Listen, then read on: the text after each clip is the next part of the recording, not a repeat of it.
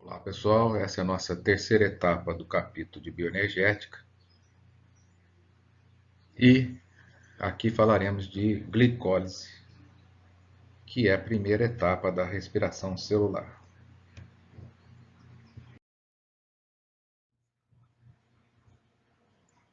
A etapa da glicólise, ou quebra da molécula de glicose, ela acontece de uma forma resumida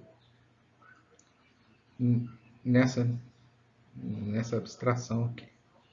Então lá, a molécula de glicose, ela é ativada pelo ATP, que junta a essa molécula dois grupos de fosfato.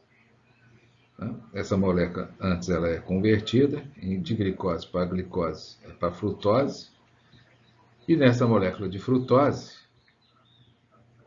ela tem dois extremos, e esses dois extremos recebem esse grupo fosfato. E ao juntar esses dois grupos fosfatos, essa frutose 1,6-fosfato, então na posição 1 e na posição 6, ela fica instável. E instável por quê? Porque ela está altamente energizada, e assim, ao ficar energizada, ela explode, ela se rompe, ela se quebra em duas porções idênticas. E ao quebrar em duas porções idênticas, cada um com um fósforo, ela recebe novamente mais um fósforo, só que agora essa ativação não é pelo ATP, é por uma outra molécula fosforilada, né, com fósforo, um grupo fosfato, ela recebe de outra molécula. Essa molécula, essas duas partes, elas são novamente, né, fosforiladas e se transforma em ácido pirúvico. Nesse caso aqui, quando essa molécula foi quebrada, ela libera dois elétrons e dois prótons, e quem recebe esses elétrons é o NAD. Então o NAD recebe os dois elétrons dessa quebra aqui, resultantes dessa quebra, e os dois prótons, e se transformam em NAD H2. Um H aqui, outro aqui, dois NADH2. Esse NADH2, ele vai liberar, vai ser levado lá para a etapa seguinte da respiração celular, né, para bombear hidrogênios para o meu reservatório. E ao final da glicose eu tenho dois ácidos pirúvicos. Essas, essa, essas transformações a gente vai ver em detalhe a seguir.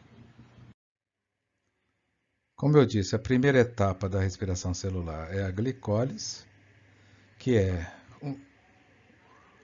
a primeira etapa lá do processo da respiração celular e que ocorre lá no citoplasma da célula. A glicose é uma sequência metabólica composta por um conjunto de 10 reações, onde a glicose ela é oxidada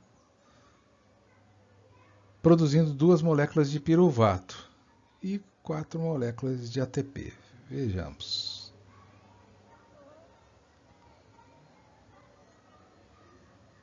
Então, vamos lá, a molécula de glicose, ela recebe um fósforo, então ela é fosforilada pelo ATP, e ela se transforma em glicose 6-fosfato. Aqui, carbono 1, 2, 3, 4, 5, 6. Então, glicose, que é essa molécula, fosforilada no carbono 6, ou glicose 6-fosfato. Está aqui a reação.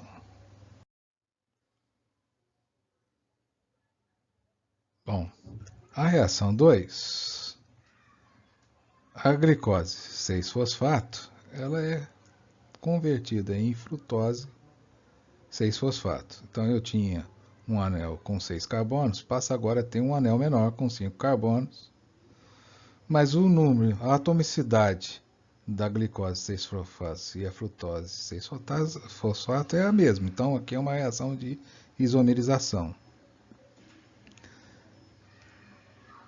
que aparece aqui. Então, lá eu tenho a glicose 1, 2, 3, 4, 5, 6 fosfato.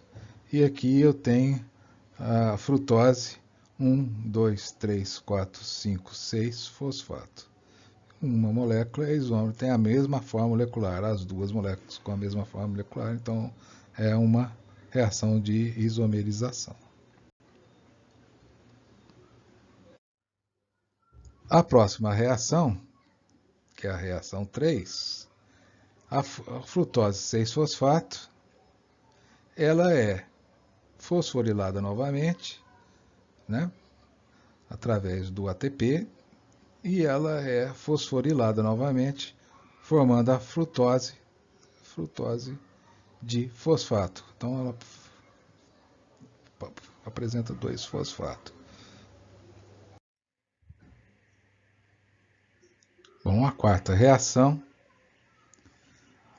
a frutose de fosfato, ela é quebrada em duas moléculas equivalentes, né? Ou seja, em duas metades fosforiladas, né? Duas metades iguais fosforiladas.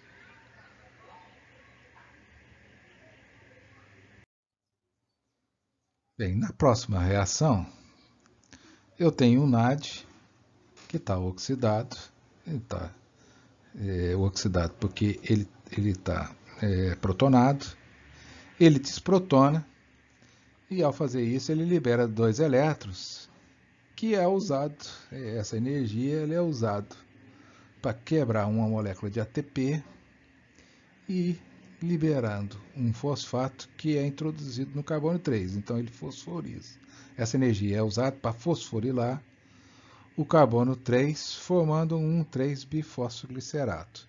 Então eu tenho aqui o NAD protonado, ele está na forma oxidada, ele desprotona e, ao fazer isso, ele libera energia para quebrar o ATP, que transfere um fósforo para o carbono 3 e se transforma em ADP. Na reação 6, um fósforo, um substrato com 3 carbonos, transfere um fosfato a um ADP, formando 3-fosfoglicerato. Na reação 7, um fosfato ele é levado do grupo do carbono 3, então ele é levado do carbono 3 para o carbono 2, do carbono 3 para o carbono 2, formando um 2-fosfoglicerato. Na última reação, ou a reação 8, um fosfato ele é liberado para um ADP, formando um ATP, e dessa reação eu formo piruvato. Aliás, 2 piruvatos, né? Eu formo 2 piruvatos. Então eu tenho a fosfenol piruvato, o ADP ele se transforma em ATP, né? Ele recebendo esse fósforo, ele recebe esse fósforo e forma um ATP, e dessa reação eu formo 2 moléculas de piruvato.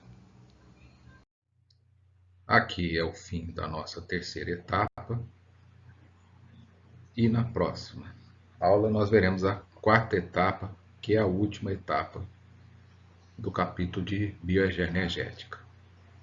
Até lá, um abraço grande.